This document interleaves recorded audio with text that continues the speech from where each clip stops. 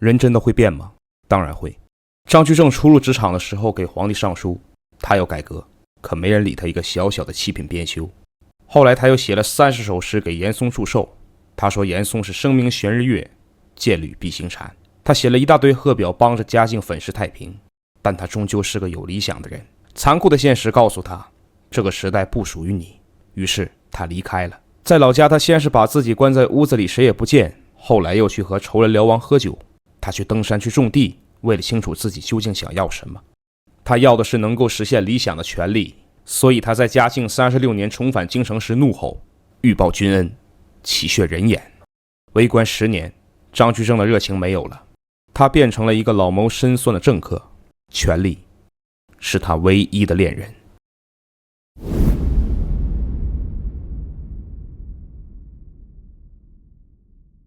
张居正回来之后，一切都没有变，皇帝还是那个皇帝，严嵩依然大权在握，徐阶还在隐忍，严世蕃照旧飞扬跋扈，他自己的职位也没有变，还是翰林院的编修，做一些抄抄写写的工作。对于当下的政治局面，他说了这样一番话：长安7举屡变，江南羽檄傍午，京师10里之外，大道10百为群，非得磊落奇伟之势，大破长葛，扫除廓清，不足以弭天下之患。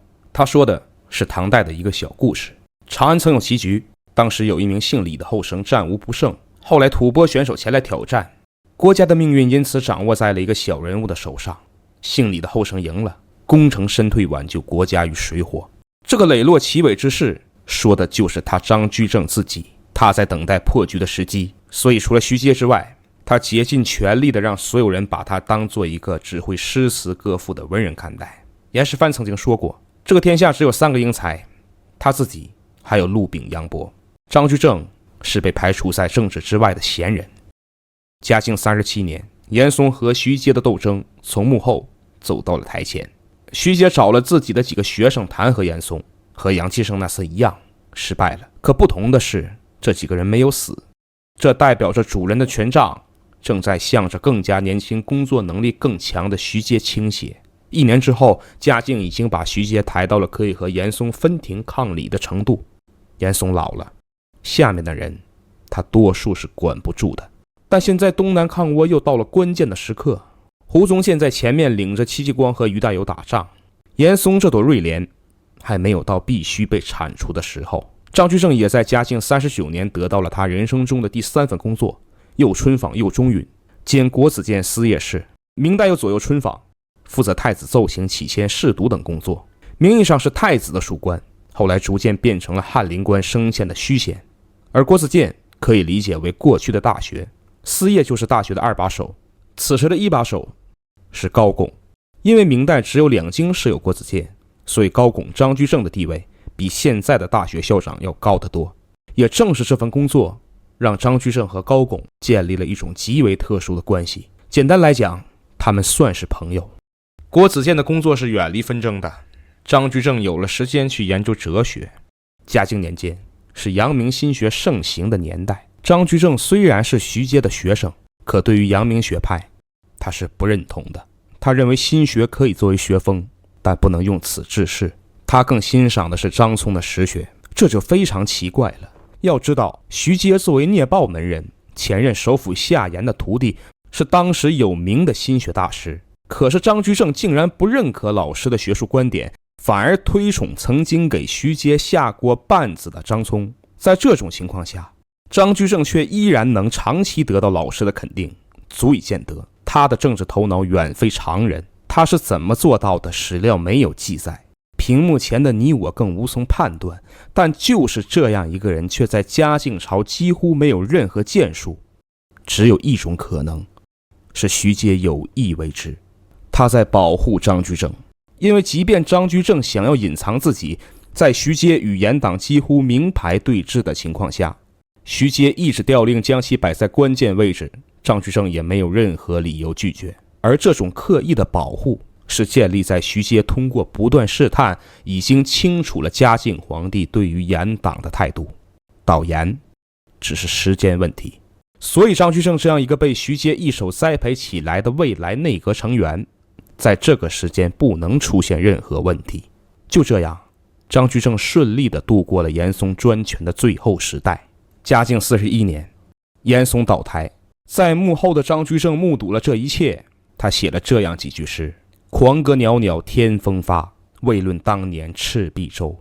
家臣已是中秋尽，万里清光远自天。他没有导言的激动，现在的他只需要等待，等待着来自江南的天风把他吹进内阁。嘉靖43年，严家已经被清算的差不多了，皇帝也彻底的老了。人到暮年的嘉靖依然没有放弃对于长生的追求，此时的他修炼已经到了一种癫狂的程度。然而无论是五勋贵族还是文官集团，都看得出万寿帝君的时日无多了。而张居正凭借跟着徐阶给嘉靖拍马屁的高超文笔，调任右春坊右御德，这依然是个虚衔。不过他离誉王更近了。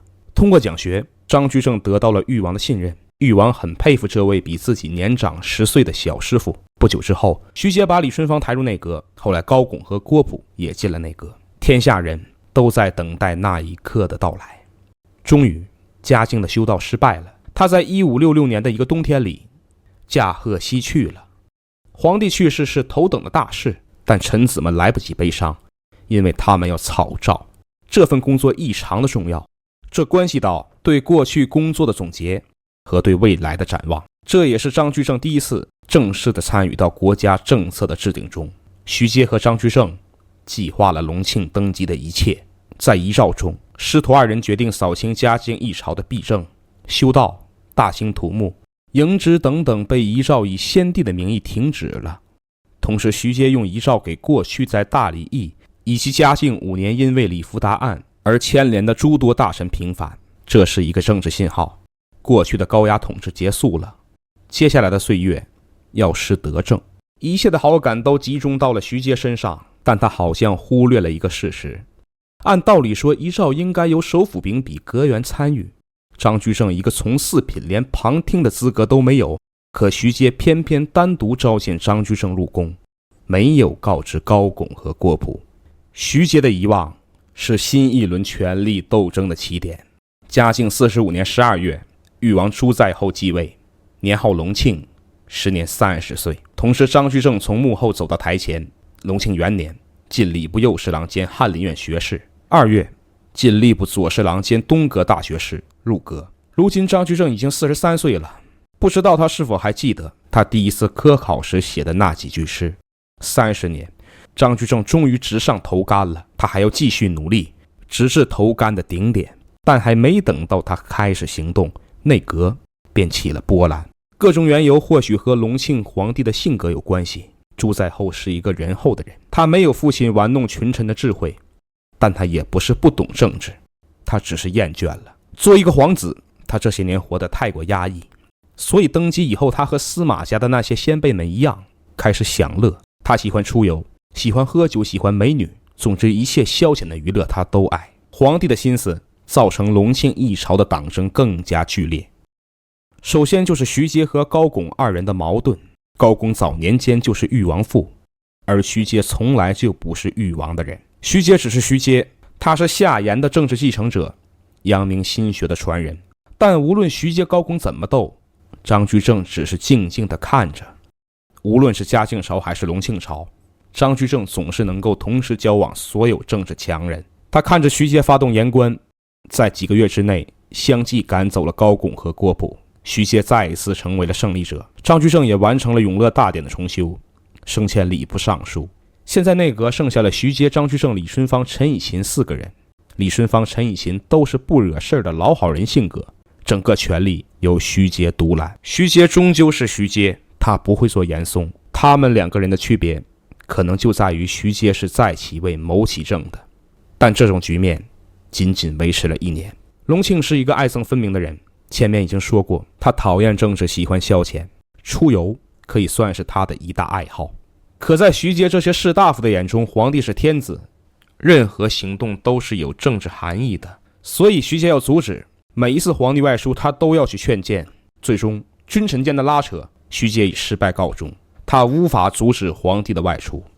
但这也没有什么，徐阶还是首辅，他可以继续行使他的权力。出乎意料的是，徐阶选择致仕归乡，放弃他的权力和地位。然而徐阶毕竟做了17年的大学士，7年的首辅，这个天下有没有严嵩的残党？高拱身为帝王师会不会再次起复？这些都是他要考虑的。更为重要的是，他儿子在老家可一点都不干净。这一切的一切只能交给张居正去办，也只有他能扛得起。徐阶离开以后，张居正在给徐阶的信中表明，他对知遇之恩是感激的，他们2人的情谊这辈子已经分不开了。隆庆2年7月，按照入阁的顺序，李春芳接了班子，但他只是一个好先生。属于张居正的时代开始了，他要进行压抑了大半辈子的改革。隆庆2年8月，张居正上书陈言6事，直至王朝必正。全文共分为6个方面：省议论、镇纪纲、重诏令和明时，故邦本15倍。全文过长，在这里我们挑简要的进行说明。省议论在于人事制度要用人不疑，减少不必要的审查制度。镇纪纲在于强调文件的严肃性，拒绝前朝那种让人猜谜的文件。和明时禁止官员频繁调动。故邦本清查田亩，打击地方豪强，拒绝土地兼并。15倍在于团练乡兵，整顿兵营。但这些精心设计并没有掀起一丝一毫的波澜。隆庆皇帝在看到奏书之后，只是回复道：我知道了，你是忠臣，做得不错。不过虽然改革没能推进，但张居正的政治主张已经完整了。无论是嘉靖时期的那封奏书，还是这一次的陈言6事，无外乎4个大字：绝对权力。在张居正的施政理念中，皇帝是要像秦始皇、朱元璋这种绝对强势的皇帝，张居正要的是提高君主的地位。可是现在的皇帝担当不起，这并不是隆庆仁厚的性格导致的，而是由于他父亲主导的乖戾的政治决定的。